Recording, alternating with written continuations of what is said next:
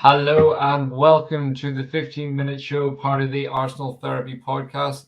As always, we'll be broadcasting twice a week, and we really hope you like our new intro, which was put together by Farhan, who is the founder and brains behind the Arsenal Therapy pod. So, Farhan, incredible work putting that together. Really love it, and just takes our show to the next level. So, thanks for that, and thanks for joining us this morning. Good morning, Adam. Very, very welcome. There's, like I say to all of my creative friends, there's nothing Canva can't do. So there's no excuses at all. So yeah, I mean, it didn't take too long to put it together. But yeah, as you said, hopefully taking the quality from here all the way up to here, and hopefully something our viewers will have enjoyed. Absolutely. So thanks for joining. And as always, we're going to start the show with some quick fire questions just to get our minds going this morning, get our brains working. So, first off, are you ready? Yes, let's go. So, one answer only. What player are you most excited to watch today? Has to be Havertz. Absolutely. So, and what will the score be? 4-1. Very nice. Will Jurriën Timber be announced as an Arsenal player today? No. Oh, very firm. Are you happy to see West Ham complaining about Arsenal dragging their heels over the Declan Rice deal? Abso-freaking-lutely. And lastly, Bitello, the Brazilian attacking midfielder. True or false? True. Oh, interesting one. So, given that you seem very firm on that, let's start with Bitello.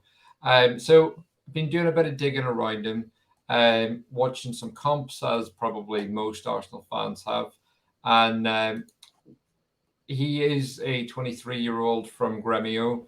Gremio own 70% of his rights. The other Mm. 30% are owned by a team in the fourth division of Brazilian football.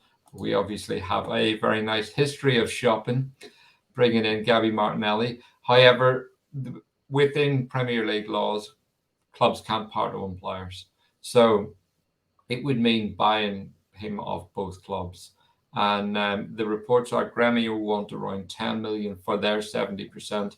And then it would be a case of obtaining the other 30%. But that would have to be done in one deal, as far as I'm aware, with Premier League ownership rights. So, have you had much of a chance to check him out as a player? I have not, but I've heard that there are rumors that the fan base are not too keen on this transfer if it happens. I mean, he's 23 years old, plays for Gremio, who I know we've got ties with them, haven't we? Who did we sign someone else from there? I don't think so. Not that I remember. I mean, who's their last I guess superstar signing from that club? Because for some reason the badge just resonates with me, but Yeah, something I mean, must have they're happened. a huge club, Yeah. huge Brazilian club. But yeah, not that I remember. Mari didn't come from there. We haven't signed many players directly from Brazil.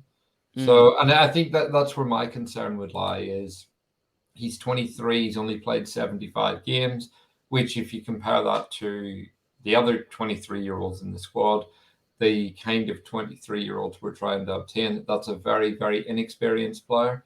So I saw reports basically saying this is the next Gilberto Silva, which was one of the few players we have signed directly from Brazil.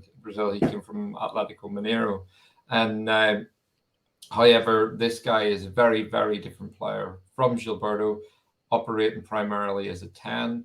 Looks to have an incredible shot on him, likes to hit it from Mm. outside the box, has some nice passing. But one of the things that struck me immediately was I wouldn't describe him as a technician, despite the fact that he can ping the ball. His shooting technique wasn't the nicest, and when you're making the step up to come to the Premier League, those technical actions are very important to ensure a smooth transition. And it didn't strike me as a player that you look at and you think, oh, he could adapt quite easily, or with the right work. As we've mentioned, he is 24 or 23. So 23 to adapt to Brazil, say you need a year to fit in. Suddenly time's against you.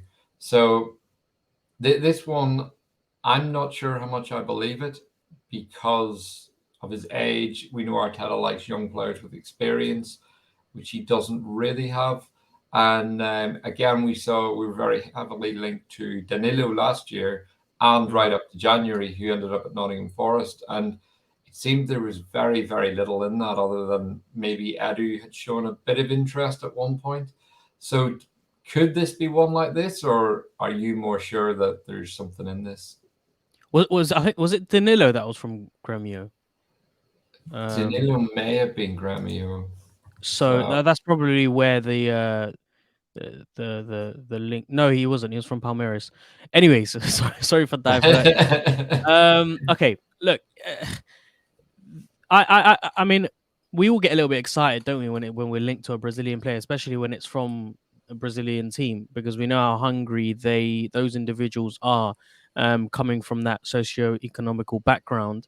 But also they play with a particular flair that we've all been attracted to over the decades. So, and for someone like him, he's a very interesting character, as you mentioned, as primarily playing effectively as a 10, because of the flair that he has and the ambition to take on those shots from outside the box. Was he got 7 assists, something like that this season?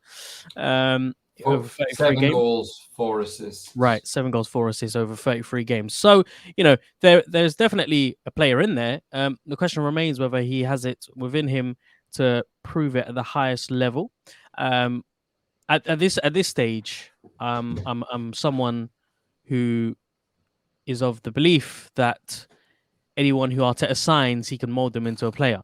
So I'm not going to dispute it if that happens. And to be honest, I think the more the merrier at this moment in time, because we know we're going to be playing across, the Champions League as well as Premier League, FA Cup, League Cup, and competing as well. So if Edu and Arteta believe that this is someone who can come in to add depth, and who's able to help balance out game time for your Rices, and if Partey's to stay, Partey as well. Um, why not? Yeah. I'm very optimistic. And the one thing I would say just before we move on this point is not every player is brought in as a long term signing for Arsenal. We've seen Mm, Austin Trusty. We've seen that could be something we see more of. Other clubs do this very well where they pick a talent, develop them slightly, bring them over here, and then flog them for double the money in a year's time. And that's smart business, and that's mm, something that I think we're going to see more of with Arsenal, with the actual like development and sell model, as well as just bringing players in to develop within the first team, and that kind of the right age profile, the right wages that we can take a risk on them. If it doesn't work, we sell them. So yeah. So just moving on, we have a game tonight. So mm, we did think that Jurien Timber would have featured in this, but with each passing hour, it looks less and less likely. And Fabrizio Romano said last night that he would not be worrying. So he told Arsenal fans to relax. David Ornstein said that his understanding, particularly on the Rice deal, is that everything is done and dusted, and for Arsenal fans, there is nothing to be concerned about. Romano has come out and said again this morning, I give you a here we go. That's all we can do.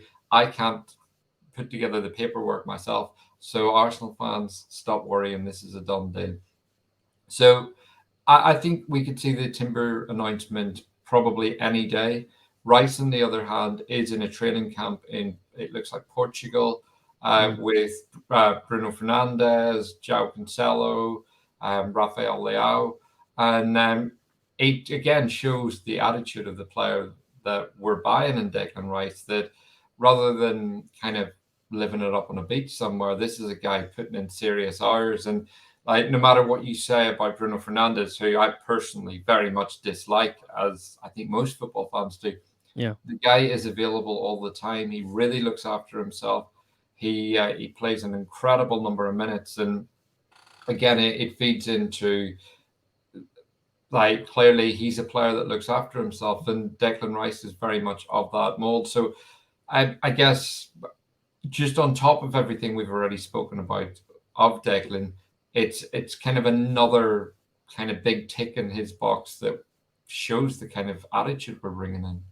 Yeah, I think we know at this point in time that he's going to be the perfect signing, and this is why paying such a high fee isn't an issue or isn't something that fans are going to be discussing. Unlike the Havertz deal, where the price tag was a huge issue, with someone like Declan Rice, even if we put down say 120 mil, 130 mil, I still think that when you're able to sign a player of that caliber, you're getting someone in who's ready to make that step up himself, but also um, a player who's going to be consistently performing.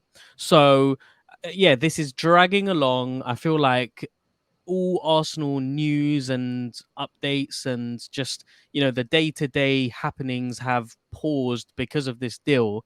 We're unable to speak or concentrate on anything else until these two deals are crossed off the list. I almost, I woke up this morning. The first thing in my mind was we got a game today, but over the last few days, it usually builds up, doesn't it? The anticipation. The last few days has just been going on Twitter, refreshing, refreshing, refreshing. Have we signed? Have we made it official? No. So Yeah. it's been a little bit irritating for us as Arsenal fans, and we should be a little bit more grateful because we're signing three incredible players. But being Arsenal fans, I guess nothing is really enough for us. But I also think the news on transfers has gone very quiet, and we're entering into phase two, as Harry put it on the show. Yeah. It is a case of we're waiting on these announcements. Man United are waiting to wrap up Onana. They've just signed Mount, and a lot of clubs are in a very similar boat. We're seeing Jordan Henderson potentially making a Saudi move, and so on.